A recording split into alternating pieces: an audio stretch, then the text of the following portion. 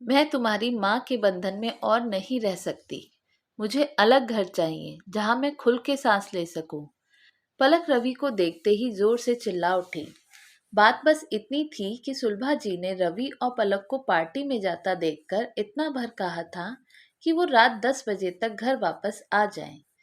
बस पलक ने इसी बात को तूल दे दिया और 2 दिन बाद ही उसने किरण के घर किटी में उसे मकान ढूंढने की बात भी कह दी। मुझे मम्मी जी की गुलामी में रहना पसंद नहीं है। पलक, तुम्हारी तरह एक दिन मैं भी यही सोचकर अपनी सास से अलग हो गई थी। किटी खत्म होते ही किरण पलक से मुखातिब थी। तभी तो आप आजाद हो, पलक ने चहक कर कहा।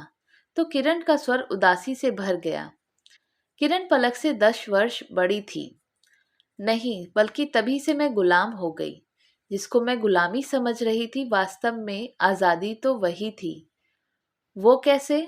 पलक, जब मैं ससुराल में थी, दरवाजे पर कौन आया मुझे मतलब नहीं था, क्योंकि मैं वहां की बहू थी।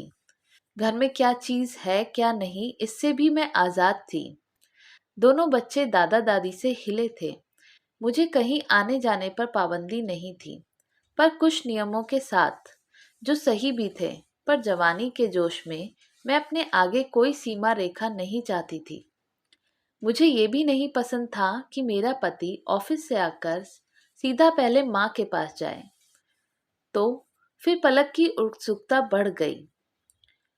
मैंने दिनेश को हर तरह से मनाकर अलग घर ले लिया और फिर मैं दरवाजे की घंटी, मेहरी, बच्चों, धोबी, दिनेश, सबके वक्त की गुलाम हो गई। अपनी मर्जी से मेरे आने जाने पर भी रोक लग गई, क्योंकि कभी बच्चों का होमवर्क कराना है तो कभी उनकी तबीयत खराब है।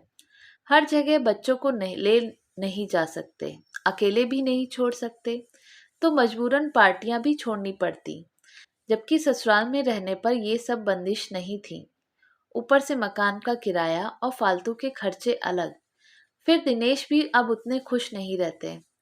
किरण की आंखें नम हो उठी। फिर आप वापस क्यों नहीं चली गई?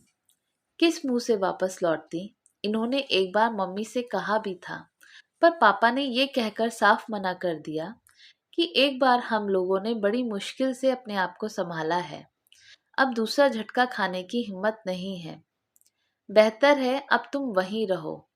ओह, पलक, घर से बाहर कदम रखना बहुत आसान है, पर जब तक हम आप माँ बाप के आश्रय में रहते हैं, आपको बाहर के थपेड़ों का तनिक भी एहसास नहीं होता।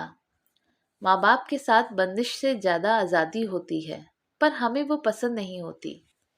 एक बार बाहर निकलने के बाद आपको पता चलता है कि आजादी के नाम पर खुद अपने पाँव में जंजीरें डाल ली। बड़ी होने के नाते तुमसे यही कहूंगी, सोच समझकर ही ये कदम उठाना। मन ही मन ये गणित दोहराते हुए पलक एक क्षण में निर्णय ले चुकी थी। उसे किरण जैसी गुलामी नहीं चाहिए। घर की ओर चलते बढ़ते कदमों के साथ साथ ही मन बुदबुदा रही थी कि घर पहुंचते ही सासू माँ के पैर छूकर क्षमा मांग लूंगी और साथ सदा उनके साथ ही रहूंगी। दोस्तों, माँ बाप को साथ नहीं रखा जाता, माँ बाप के साथ रहना होता है।